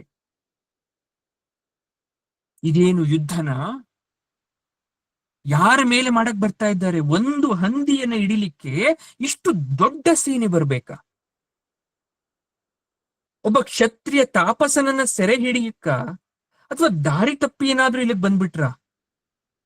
ಹೋಗ್ಲಿ, ನಾನು ಬರೋ ದಾರಿಲಿ ಕಿರಾತನ ಮನೆನೇ ಕಾಣಿಸ್ಲಿಲ್ಲ, ಇವ್ರು ಯಾರು ನನಗೆ ಕಾಣಿಸ್ಲೇ ಇಲ್ಲ. ಇವ್ರಿಗೇನು ಬೇಕು? ಈ ಹಂದಿ ಎಲ್ಲಿಂದ ಬಂತು? ಈ ಕಿರಾತನಿಗೂ ಇದಕ್ಕೂ ಏನ್ ಸಂಬಂಧ? ಸರಿ, ಇಬ್ರು ಯಾಕೆ ಒಟ್ಟಿಗೆ ಬಾಣ ಪ್ರಯೋಗವನ್ನ ಮಾಡಿದ್ವಿ?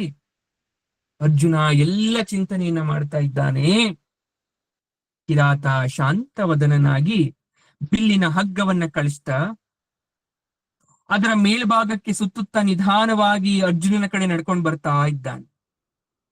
ಅವನು ನಡ್ಕೊಂಡ್ ಬರ್ಬೇಕಾದ್ರೆ ಅವನ ಕಾಲಿನ ಪಾದರಕ್ಷೆ ಜೋಯ್ ಜೋಯ್ ಅಂತ ಶಬ್ದ ಮಾಡ್ತಾ ಅರಣ್ಯಕ್ಕೆಲ್ಲ ಕೇಳಿಸೋ ತರ ಬರ್ತಾ ಇದ್ದಾನೆ.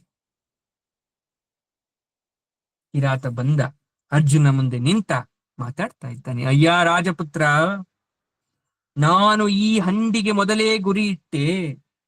ದೂರದಿಂದಲೇ ನಿನಗೆ ನೀನು ಬಾಣ ಬಿಡಬೇಡ, ಇದು ನನ್ನ ಬೇಟೆ, ನನಗೇ ಮೊದಲು ಕಂಗಳಿಗೆ ಬಿದ್ದಿದ್ದು ಎಂದೆ. ನಿನಗೆ ಕೇಳಿಸದೆ ದುಡುಕಿದೆ, ಬೇಟೆಯ ಧರ್ಮವನ್ನ ಮರೆತೆ. ನಿನ್ನನ್ನ ಕ್ಷಮಿಸಿದೀನಿ, ಬೇಟೆಯನ್ನ ನನಗೆ ಬಿಟ್ಟು ಹೊರಟೋಗಿಲ್ಲಿಂದ ಅಂದ. ಆಗ ಅರ್ಜುನ ಹೇಳ್ತಾನೆ, ಕಿರಾತ ರಾಜ, ನೀನೇನ್ ಹೇಳುದು ನನಗೆ ಅರ್ಥ ಆಗ್ತಾ ಇಲ್ಲ. ಯಾರ ಕಂಗಳಿಗೆ ಮೊದಲು ಬಿತ್ತು ಅಥವಾ ಬೀಳ್ಲಿಲ್ಲ ಅನ್ನೋದು ಮುಖ್ಯ ಅಲ್ಲ, ಅದು ನನ್ನ ಹತ್ರ ಬಂತು. ನನ್ನ ಪ್ರಾಣ ಅದರ ಗುರಿ ಇತ್ತು. ಆತ್ಮ ರಕ್ಷಣೆಗೆ ನಾನು ಬಾಣ ಬಿಟ್ಟೆ, ಅದನ್ನ ಕೊಂದೆ. ಅದು ನಿನ್ನಿಂದ ತಪ್ಪಿಸ್ಕೊಂಡು ನನ್ ಕಡೆ ಬರ್ತಾ ಇತ್ತು. ನಿನ್ಗೆ ಅಪಾಯ ಇರ್ಲಿಲ್ಲ, ಅಪಾಯ ಇದ್ದಿದ್ದು ನನಗೆ. ಹಾಗಾಗಿ ನನ್ನ ಬಾಣದಿಂದ ಸತ್ತದ್ದು ನನಗೇ ಸೇರಬೇಕಾಗಿದ್ದು ನ್ಯಾಯ. ಅರಣ್ಯ ಆದ್ರೇನು, ನ್ಯಾಯ ಬೇಡವಾ? ನಿನ್ನ ಅನುಚರರಿಗೆ ತೋರಿಸೋ ನ್ಯಾಯನ? ಈ ಅತಿಕ್ರಮಣ ಯಾಕೆ? ನೀನು ಹೊರಟೋಗು, ನನಗೆ ಕೋಪ ಬರ್ಸ್. ಆಗ ಕಿರಾತ ಹೇಳ್ತಾನೆ, ತಾಪಸನಾದ ನಿನಗೆ ಈ ಹಂದಿಯಿಂದ ಏನ್ ಬೇಕು? ನೀನ್ ತಿಂತೀಯ? ಇದನ್ನ ಇಲ್ವಲ್ಲ, ಪ್ರಯೋಜನ ಇಲ್ಲ. ಪ್ರಯೋಜನ ಇದೆಯೋ ಇಲ್ವೋ, ನಾನ್ ತಿಂತೀನೋ ಬಿಡ್ತೀನೋ, ನಾನು ಬಿಟ್ಟಂತಹ ಬಾಣ ನನಗೆ ಸೇರ್ಬೇಕು. ಕಿರಾತ ಹೇಳ್ತಾನೆ, ಈ ಅಡವಿ ನನ್ನ ವಾಸಸ್ಥಾನ, ನನ್ನಿಂದ ನಿನಗೆ ಭಯ ಬೇಡ ಅನ್ನೋದಾದ್ರೆ ಹೊರಟೋಗ್ಬಿಡು. ನನ್ನ ಭೂಮಿಯಲ್ಲಿ ನನ್ನದೇ ಧರ್ಮ ನಡಿಬೇಕು, ನಿನ್ನದಲ್ಲ. ಯಾಕಿಷ್ಟು ಕಠೋರವಾದ ತಪಸ್ಸನ್ನು ಮಾಡ್ತಾ ಇದ್ಯಾ ಇಲ್ಲಿ? ಸುಂದರನಾಗಿರ್ತಕ್ಕಂಥ ನೀನು ಒಂಟಿಯಾಗಿ ಇಲ್ಲಿದ್ಯಲ್ಲ, ಏನ್ ಬೇಕು ನಿನಗೆ? ಅರ್ಜುನ ಹೇಳ್ತಾನೆ, ನಿಲ್ಲು ಕಿರಾತ, ನಾನೀ ಪ್ರಶ್ನೆನ ನಿನ್ ಕೇಳ್ಬೇಕು. ಬೇಟೆ ಆಡಕ್ ಬಂದ್ರೆ ಒಬ್ಬ ಸ್ತ್ರೀಯನ್ನ ಜೊತೆಲಿ ಕರ್ಕೊಂಡ್ ಬಂದಿದ್ಯಾ ನೀನು? ವಿಹಾರಕ್ಕೋ ದಿಗ್ವಿಜಯಕ್ಕೋ? ನನ್ನನ್ನ ಎದುರಿಸ್ತೆ ನೀನು ಮುಂದೆ ಹೋಗಕ್ಕಾಗಲ್ಲ. ಎಲ್ಲಿಗೆ ಹೋಗ್ತಾ ಇದ್ದೀಯ? ಏನ್ ನಿನ್ ಉದ್ದೇಶ? ನನ್ನ ಕೈಯಲ್ಲಿರುವುದು ಗಾಂಡೀವ, ಅಗ್ನಿದೇವ ಕೊಟ್ಟಿರೋದು. ಅಗ್ನಿ ಎಷ್ಟು ಶಕ್ತಿ ಗೊತ್ತಾ? ಕಿರಾತ ಹೇಳ್ತಾನೆ, ನಿನ್ನ ಅಗ್ನಿದೇವ ಕೊಟ್ಟಂತಹ ಗಾಂಡೀವಕ್ಕೆ ಹೆದರುವವನಲ್ಲ ನಾನು. ಕಾಡೇ ನನ್ನದಿಂದ ಮೇಲೆ, ನಾನು ಹೇಗ್ ಬೇಕಾದ್ರೂ ಅಲಿತೀನಿ, ಕೇಳಕ್ ನೀನ್ ಯಾರು? ಈ ಹಂದಿಯನ್ನ ಬಿಡಲಾರೆ, ಆದ್ರೆ ನನ್ನೊಡನೆ ಯುದ್ಧ ಮಾಡ್ಬೇಕಾಗತ್ತೆ. ಮೊದಲು ನನ್ನ ಬಾಣ ತಾಗಿ ಅದು ಸತ್ತಿದೆ. ನೀನು ಬಾಣ ಬಿಟ್ಟಿದ್ದು ಸತ್ತ ಪ್ರಾಣಿಯ ಮೇಲೆ, ಅಂದ ಮೇಲೆ ನಿನ್ನದು ಹೇಗಾಯ್ತದು? ಅರ್ಜುನ ಹೇಳ್ತಾನೆ, ನೀನು ಮಾತಿನಲ್ಲೂ ಮಲ್ಲನ ತರ ಕಾಣ್ತಾ ಇದ್ಯಲ್ಲ ಕಿರಾತ. ಕಾಡಿನ ಮನುಷ್ಯರು ಇಷ್ಟು ಸುಂದರವಾಗಿ ಮಾತನಾಡ್ತಾರ? ನಿನಗೆ ಬಾಣದಿಂದಲೇ ಉತ್ತರಿಸ್ಕೊಡ್ತೇನೆ. ಕ್ಷಣ ಮಾತ್ರದಲ್ಲಿ ಅರ್ಜುನ ಗಾಂಡೀವವನ್ನ ಎತ್ತುಕೊಂಡು ಹಗ್ಗವನ್ನ ಕಟ್ಟಿ ಬಾಣ ಹೂಡಿ ಬಿಡ್ತಾನೆ. ಕಿರಾತ ಬಿಲ್ಲಿಗೆ ಎದೆ ಹೇರಿಸದೇನೆ, ಬಾಣವನ್ನ ತೆಗೆಯದೆ ಕೈ ಕಟ್ಕೊಂಡು ನಗುತ್ತ ನಿಲ್ತಾನೆ. ಅರ್ಜುನ ಮತ್ತಷ್ಟು ಕೋಪ, ನನ್ನ ಹೀಯಾಳಿಸ್ತಾ ಇದ್ದಾನೆ ಇವನು. ಸರಕ್ಕನೆ ಒಂದು ಕೂರಂಬನ್ನ ಅರ್ಜುನನ ಪ್ರಯೋಗಿಸುತ್ತೆ. ಕಿರಾತ ಎಡಗೈ ಹಸ್ತ ಬಿಗಿ ಹಿಡಿಯಲ್ಲಿ ಅದನ್ನ ಹಿಡ್ಕೊಂಡು ಮುರಿದಾಕ್ಬಿಡ್ತಾನೆ. ಅರ್ಜುನ ಬಿಟ್ಟಂತಹ ಬಾಣವನ್ನ ಎಡಗೈಯಲ್ಲಿ ಹಿಡಿದು ಮುರಿದಾಕ್ ಬಿಸಾಕ್ಬಿಡ್ತಾನೆ. ಅಪಮಾನ ಆಗೋಯ್ತು, ನಿರಾಸೆ, ಕೋಪ. ಅರ್ಜುನ ಕುದಿತಾನೆ. ಹಿಂದೆಂದೂ ಹೀಗೆ ಆಗೇ ಇರಲಿಲ್ಲ. ಅರ್ಜುನ ಬಿಟ್ಟ ಬಾಣವನ್ನ ಯಾರೂ ಉತ್ತರ ಕೊಟ್ಟಿರ್ಲಿಲ್ಲ. ಒಬ್ಬ ಸಾಮಾನ್ಯ ಕಿರಾತ ಗಾಂಡೀವದಿಂದ ಹೊರಟಂತಹ ಬಾಣವನ್ನ ವ್ಯರ್ಥ ಮಾಡೋದು ಅಂದ್ರೆ ಏನು ಮಾಯೆ? ಆಗ ಕಿರಾತ ಹೇಳ್ತಾನೆ, ಇದೊಂದು ಬಿಲ್ಲೆ, ಇದೊಂದು ಅಸ್ತ್ರನ, ಇದೊಂದು ಶಸ್ತ್ರನ. ನಿನ್ನ ಅಸ್ತ್ರ ಶಸ್ತ್ರಗಳು ನನ್ನ ನೀನೂ ಮಾಡಲ್ಲ. ಸುಮ್ಮನೆ ವ್ಯರ್ಥ ಮಾಡಬೇಡ, ನಿರಾಶನಾಗಬೇಡ, ನಿನಗೆ ಒಳ್ಳೆದಲ್ಲ. ಸುಮ್ಮನೆ ನನ್ನ ಬೇಟೆಯನ್ನ ಬಿಟ್ಟು ಹೊರಟೋಗು, ಅದೊಂದೇ ನಿನಗುಳಿದಿರುವ ಸಾಧು ಮಾರ್ಗ. ಕೋಪಗೊಂಡ ಅರ್ಜುನ ಕಿರಾತನ ಮೇಲೆ ಬಾಣಗಳ ಮಳೆಯನ್ನ ಕರೀತಾನೆ. ಕಿರಾತ ಕೈ ಕಟ್ಕೊಂಡೇ ನಿಂತಿದ್ದಾನೆ. ಆಕಾಶದ ಮಳೆಯಲ್ಲಿ ನಿಂತ ಪರ್ವತ ಶಿಖರದಂತೆ. ಅರ್ಜುನ ಬಿಟ್ಟ ಯಾವ ಬಾಣವೂ ಕೂಡ ಕಿರಾತನನ್ನ ಸ್ವಲ್ಪನೂ ಕೂಡ ಏನು ಮಾಡಕ್ಕಾಗ್ಲಿಲ್ಲ. ಅರ್ಜುನ ಚಿಂತಿಸ್ತಾ ಇದ್ದಾನೆ, ಇವನೇನು ಮಹಾದೇವನ ಅಥವಾ ರುದ್ರನೋ, ಯಕ್ಷನೋ, ಕಿಂಪುರುಷನೋ, ಯಾವ ವಿಶೇಷವಾದ ಶಕ್ತಿ ಇದೆ, ಯಾರಿವನು? ಭಯ ಆಗ್ತಾ ಇದೆ ಅರ್ಜುನನಿಗೆ. ಅರ್ಜುನನ ಬತ್ತಳಿಕೆಯಲ್ಲಿದ್ದಂತಹ ಅಕ್ಷಯ ಬಾಣನೇ ಖಾಲಿಯಾಗೋಗಿದೆ, ಎಂದೂ ಬತ್ತಲಾರದ ಬತ್ತಳಿಕೆನೇ ಖಾಲಿಯಾಗೋಯ್ತು. ಆಶ್ಚರ್ಯ. ಮಧ್ಯಾಹ್ನದ ಬಿಸಿಲು, ಅರ್ಜುನನ ಶಕ್ತಿ ಕ್ಷೀಣಿಸ್ತಾ ಇದೆ. ಈ ಕಡೆ ಅಸ್ತ್ರಗಳು ನಿಷ್ಪ್ರಯೋಜಕವಾಗಿದೆ. ಈ ಮಾಯಗಾರನನ್ನ ಸೋಲ್ಸೋದು ಹೇಗೆ ಅನ್ನೋ ಚಿಂತೆ. ಈಗ ಅರ್ಜುನ ಗಾಂಡೀವವನ್ನೇ ಗದೆಯಂತೆ ಹಿಡಿದು ಕಿರಾತನ ತಲೆಯ ಮೇಲೆ ಹೊಡಿಬೇಕು ಅಂತ ಮೇಲೆತ್ತುತ್ತಾನೆ. ಇನ್ನೇನು ಕಿರಾತನ ತಲೆಯ ಮೇಲೆ ಗಾಂಡೀವ ಬಿತ್ತು ಅನ್ನೋಷ್ಟರಲ್ಲಿ ಕಿರಾತ ಅದನ್ನ ಬಲಗೈ ಮುಷ್ಟಿಯಲ್ಲಿ ಹಿಡ್ಕೊಂಡ್ಬಿಡ್ತಾನೆ. ಅರ್ಜುನನ ಕೈಯಲ್ಲಿದ್ದಂತಹ ಗಾಂಡೀವವನ್ನ ಕಿತ್ಕೊಂಡ್ಬಿಡ್ತಾನೆ. ಆಗ ಅರ್ಜುನ ಕತ್ತಿಯಿಂದ ಅವನ ನೆತ್ತಿ ಮೇಲೆ ಹೊಡಿತಾನೆ. ಕತ್ತಿನೇ ಚೂರ್ ಚೂರಾಗಿ ಆಕಾರ ಕಳ್ಕೊಂಡು ಪುಡಿ ಪುಡಿ ಆಗೋಯ್ತು. ಮತ್ತೆ ಅರ್ಜುನನಿಗೆ ಅಪಮಾನ ಬಿಡ್ತಾ ಇಲ್ಲ. ಪಕ್ಕದ ಮರವನ್ನ ಕಿತ್ತು ಅವನ ಮೇಲೆ ಎಸಿತಾ ಇದ್ದಾನೆ. ಅದು ಹುಲ್ಕಡ್ಡಿಯಂತೆ ಕೆಳಗಡೆ ಬಿದ್ದೋಯ್ತು. ಕಲ್ಲುಗುಂಡು ಬಂಡೆಗಳ ನೆತ್ತಿ ಅರ್ಜುನ ಬಿಸಾಕ್ತಾ ಇದ್ದಾನೆ. ಅವನ ಯಾವ ಪ್ರಯೋಗವೂ ಕಿರಾತನನ್ನ ಏನು ಮಾಡಕ್ಕಾಗ್ತಾ ಇಲ್ಲ. ಯಾಕಂದ್ರೆ ಮುಂದೆ ಇರೋದು ಮಹಾದೇವ. ಕಡೆಯದಾಗಿ ಮುಷ್ಟಿ ಯುದ್ಧಕ್ಕೆ ಅರ್ಜುನ ಹಿಡಿದಿದ್ದಾನೆ. ಅರ್ಜುನನ ಮೈಯೆಲ್ಲ ಕುದಿತ. ಕಿರಾತನ ಮೇಲೆ ಪ್ರಹಾರವನ್ನ ಮಾಡಕ್ ಹೋದಾಗ ಕಿರಾತ ಅರ್ಜುನನಿಗೆ ತನ್ನ ಮುಷ್ಟಿಯಲ್ಲಿ ಮನಸೋ ಇಚ್ಛೆ ಗುದ್ದ. ಕಿರಾತನ ಗುದ್ದುಗಳಿಂದ ಗಾಯವಾಗಿ ಅರ್ಜುನನ ಮೈಯಿಂದ ರಕ್ತ ಬರ್ತಾ ಇದೆ. ಕೆಲವೋ ದೂರ್ಥ, ಸ್ವಲ್ಪ ವೇಳೆ ಕೊಡು, ನನ್ನ ಇಷ್ಟ ದೇವತೆಗೆ ಪೂಜೆ ಮಾಡಿ ನಿನ್ನನ್ನು ಜಯಿಸ್ತೇನೆ ಅಂತ ಪಾರ್ಥ ಗರ್ಜಿಸ್ತಾನೆ.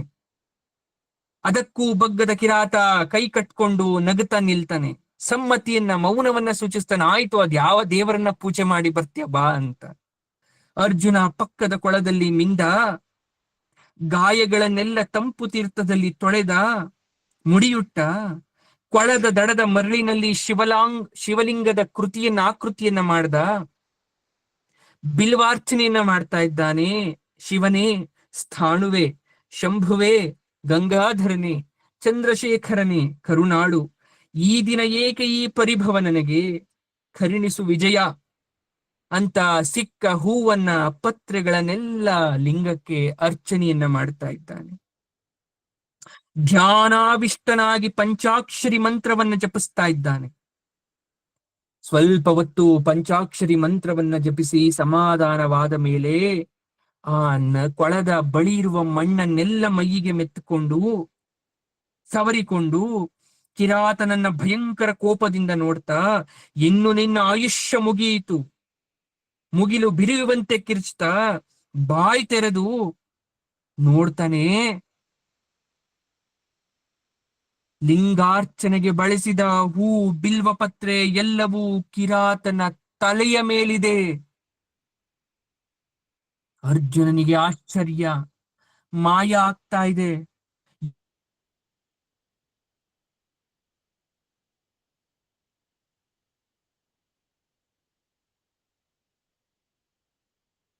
ಈ ಮಾಯೆ, ಈ ಶಕ್ತಿ, ಈ ಸಾಹಸ ಸಾಧ್ಯವಿಲ್ಲ ಪ್ರಭು, ನನ್ನನ್ನ ಕ್ಷಮಿಸು. ಅಜ್ಞಾನದಿಂದ ಅಪರಾಧವನ್ನ ಮಾಡಿದೆ, ನಿನ್ನೊಡನೆ ಹೋರಾಟವನ್ನ ಮಾಡಿದೆ, ಕರುಣಿಸು ಅಂತ ಶಿವಾಷ್ಟಕ ಸ್ತುತಿಯಿಂದ ಪರಮೇಶ್ವರನನ್ನ ಭಜಿಸ್ತಾನೆ. ಪರಮಶಿವ ಓಡಿ ಬಂದು ಅರ್ಜುನನನ್ನ ಆಲಂಗಿಸ್ಕೊಳ್ತಾನೆ. ಅಯ್ಯ, ನಿನ್ನನ್ನ ಪರೀಕ್ಷೆ ಮಾಡೋ ಉದ್ದೇಶದಿಂದ ನಾನು ಬಂದಿದ್ದು. ಈಕೋ, ನನ್ನ ಪಕ್ಕದಲ್ಲಿ ನಿಂತಿರುವ ಇವಳೇ ಗಿರಿಜೆ, ಭವಾನಿ, ಪಾರ್ವತಿ. ಇಲ್ಲಿ ಬಂದಿರ್ತಕ್ಕಂಥವ್ರೆಲ್ಲರೂ ಕೂಡ ನನ್ನ ಗಣಗಳು. ನೀನು ಮಾಡಿದ್ದು ಕ್ಷತ್ರಿಯೋಚಿತ. ಒಬ್ಬ ಕ್ಷತ್ರಿಯ ಏನ್ ಮಾಡ್ಬೇಕೋ ಅದನ್ನ ಮಾಡಿದ್ಯಾ, ಅದು ಅಪರಾಧವಲ್ಲ. ಇಲ್ಲಿ ಸತ್ತು ಬಿದ್ದದ್ದು ಹಂದಿಯಲ್ಲ, ಮೂಕಾಸುರ. ಇವನನ್ನ ನಾನು ವಧಿಸ್ಬೇಕಾಗಿತ್ತು. ಹಾಗಾಗಿ ಇದು ನನ್ನ ಬೇಟೆ ಅಂತ ಅಂದೆ. ಇಕೋ ಗಾಂಡೀವವನ್ನ ತೆಗೆದುಕೋ. ನೀನು ನಾರಾಯಣನ ಅಂಶ ನರ ಎಂಬುದನ್ನು ನಾನು ಬಲ್ಲೆ. ಶ್ರೀಕೃಷ್ಣನೇ ನಾರಾಯಣ, ಅವನ ಸಹಾಯಕ್ಕಾಗಿ ಅವತರಿಸಿದ ದೇವ ನೀನು. ಇಂದ್ರಪುತ್ರ, ಕುಂತಿ ಧನ್ಯ. ನಿನ್ನೆಲ್ಲ ಸೋದರರಿಗೆ ನಿನ್ನ ಆಶೀರ್ವಾದವಿದೆ. ನಿನ್ನ ವೈರಿಗಳು ಉಳಿಯಲಾರರು. ಇಂದ್ರ ನಿನಗೆ ಹೇಳಿದಂತೆ ಇಲ್ಲಿ ತಪಸ್ಸನ್ನ ಮಾಡಿ ಸಿದ್ಧಿ ಪಡ್ಕೊಂಡಿದ್ಯಾ. ನಿನಗೇನು ಬೇಕೋ ಕೇಳ್ಕೋ ಅಂತ ಪರಶಿವ ಪ್ರಸನ್ನನಾದ. ಅರ್ಜುನ ಸಾಷ್ಟಾಂಗ ಪ್ರಣಾಮವನ್ನ ಮಾಡ್ತಾ ಕ್ಷಣಕಾಲ ಮೌನ, ಆಮೇಲೆ ಪ್ರಭು ಅಪೂರ್ವ ಅಸ್ತ್ರಗಳನ್ನ ಕರುಣಿಸುವಂತ ವರವನ್ನ ಬೇಡ್ತಾನೆ. ಆಗ ಮಹಾದೇವ, ಇಕೋ ನನ್ನದೇ ಹೆಸರಿನ ಅಜೇಯವಾದ ಅಸ್ತ್ರವನ್ನ ಕೊಡ್ತಾ ಇದ್ದೇನೆ, ಅದೇ ಪಾಶುಪತಾಸ್ತ್ರ. ಅದನ್ನ ಧಾರಣೆ ಮಾಡೋದ್ರಿಂದ ಮೋಕ್ಷಣ ಉಪಸಂಹಾರಗಳನ್ನೆಲ್ಲ ಶಂಭು ವಿಧಿವತ್ತಾಗಿ ಏನು ಮಾಡಬೇಕು, ಯಾವ ಸಮಯದಲ್ಲಿ ಉಪಯೋಗ ಮಾಡಬೇಕು ಅಂತ ಅರ್ಜುನನಿಗೆ ಉಪದೇಶವನ್ನ ಕೊಡ್ತಾನೆ. ಇಂದ್ರನಿಗೆ, ಯಮನಿಗೆ, ವರುಣ ವಾಯುಗಳಿಗೂ ತಿಳಿಯದಂತಹ ಅಪೂರ್ವವಾದ ಅಸ್ತ್ರ, ಎಚ್ಚರಿಕೆ. ಸಿಕ್ಕವರ ಮೇಲೆ ಪ್ರಯೋಗವನ್ನ ಮಾಡಬೇಡ, ಜಗತ್ತೇ ನಾಶ ಆಗುತ್ತೆ. ಈ ಅಸ್ತ್ರವನ್ನ ಕೇವಲ ಮಾನಸಂಧ್ಯಾನದಿಂದಲೂ ವಾಕ್ ಪ್ರಯೋಗದಿಂದಲೂ ಪ್ರಯೋಗ ಮಾಡಕ್ ಬರುತ್ತೆ. ಕಣ್ಣಿಂದ ಅಸ್ತ್ರವನ್ನ ಪ್ರತ್ಯಕ್ಷ ಮಾಡ್ಕೊಂಡ್ರು ಅದ್ರ ಕೆಲಸ ಅದು ಮಾಡುತ್ತೆ. ಪರಶಿವ ಪಾಶುಪತಾಸ್ತ್ರವನ್ನ ಕೊಟ್ಟ ಅರ್ಜುನ ಪುಳಕಿತನಾಗಿ ಸ್ವೀಕರಿಸ್ತಾನೆ. ಆಗ ತಾಯಿ ಕೂಡ ಪ್ರಸನ್ನಳಾಗಿ, ಅರ್ಜುನ, ನನ್ನ ಹೆಸರಿನ ಒಂದು ಅಸ್ತ್ರವನ್ನ ನಿನಗೆ ಕೊಡ್ತಾ ಇದ್ದೀನಿ. ಅದೇ ಯಾವುದು ಗೊತ್ತಾ? ಅಂಜನಾಸ್ತ್ರ. ನನ್ನನ್ನ ಅಂಜನಾ ಅಂತ ಕರೀತಾರೆ, ಅಂಜಲಿ ಅಂತ ಕರೀತಾರೆ. ಈ ಅಂಜನಾಸ್ತ್ರವನ್ನ ನಿನಗೆ ಹೆಚ್ಚಿನದಾಗಿ ಕೊಡ್ತಾ ಇದ್ದೇನೆ. ಹಾಗೆ ಎಲ್ಲ ದೇವತೆಗಳು ಬಂದ್ರು, ಕುಬೇರ ಬಂದು ಕೌಬೇರಾಸ್ತ್ರವನ್ನ, ವಾಯು ಬಂದ್ರು ವಾಯುವಾಸ್ತ್ರವನ್ನ, ವರುಣ ಬಂದ್ರು ವಾರಣಾಸ್ತ್ರವನ್ನ, ಯಮ ಬಂದು ಯಮಾಸ್ತ್ರವನ್ನ, ಇಂದ್ರ ಬಂದು ಐಂದ್ರಾಸ್ತ್ರವನ್ನ, ಸೌರಾಸ್ತ್ರವನ್ನ, ಹೀಗೆ ಎಲ್ಲ ದೇವತೆಗಳು ಕೂಡ ಸಕಲ ಅಸ್ತ್ರವನ್ನ ಅರ್ಜುನನಿಗೆ ಕೊಟ್ಟು ಆಶೀರ್ವಾದವನ್ನ ಮಾಡಿದ್ರು. ಹೀಗೆ ದೃಢಕಾಯವಾಗಿರ್ತಕ್ಕಂಥ, ನಿಶ್ಚಲವಾಗಿರ್ತಕ್ಕಂಥ ತಪಸ್ಸು, ಪ್ರಾರ್ಥನೆ, ಜಪ ತಪ ಪರಮಾತ್ಮನ ಬಳಿಗೆ ತಲುಪುತ್ತೆ. ಅದರಲ್ಲಿ ನಿಷ್ಠತೆ, ಕಾಯತೆ, ದೃಢತೆ ಇರಬೇಕಾಗತ್ತೆ. ಕಿರಾತನಾಗಿ ಬಂದು ಅರ್ಜುನನನ್ನ ಪರೀಕ್ಷಿಸಿ ಆಶೀರ್ವಾದವನ್ನು ಮಾಡಿ ಅಸ್ತ್ರ ಶಸ್ತ್ರಗಳನ್ನ ಕೊಟ್ಟು ಹೋಗದ. ಇಂದ್ರಕೀಲ ಪರ್ವತದಲ್ಲಿ ಇದು ಕಿರಾತ ಮತ್ತೆ ಅರ್ಜುನನ ವಿಶೇಷವಾಗಿರ್ತಕ್ಕಂಥ ಒಂದು ಸನ್ನಿವೇಶ. ಇದಾಗೋದು ವನವಾಸದ ಕಾಲದಲ್ಲಿ. ಇದನ್ನ ಕೇಳಿದಂತ, ಈ ಸುಂದರವಾದಂತಹ ಸನ್ನಿವೇಶವನ್ನ ಕೇಳಿದಂತವ್ರೆಲ್ರಿಗೂ ಕೂಡ ಪರಶಿವ ಆಯುರಾರೋಗ್ಯವನ್ನ ಕೊಟ್ರೆ, ಜಗನ್ಮಾತೆ ಆಗಿರ್ತಕ್ಕಂಥ ಪಾರ್ವತಿ ವಿಶೇಷವಾದ ಶಕ್ತಿವನ್ನ ಕೊಡ್ತಾಳೆ. ಇದು ಕಿರಾತಾರ್ಜುನರ ಒಂದು ವಿಶೇಷವಾದ ಪ್ರಸಂಗ. ಇದನ್ನ ಸೃಷ್ಟಿ ಮಾಡಿದಂತವನು ಪರಮಾತ್ಮನಾಗಿರ್ತಕ್ಕಂಥ ವಾಸುದೇವ. ಹಾಗಾಗಿ ಎಲ್ಲರೂ ಹೇಳೋಣ, ಸರ್ವಂ ಶ್ರೀ ಕೃಷ್ಣಾರ್ಪಣಮಸ್ತು.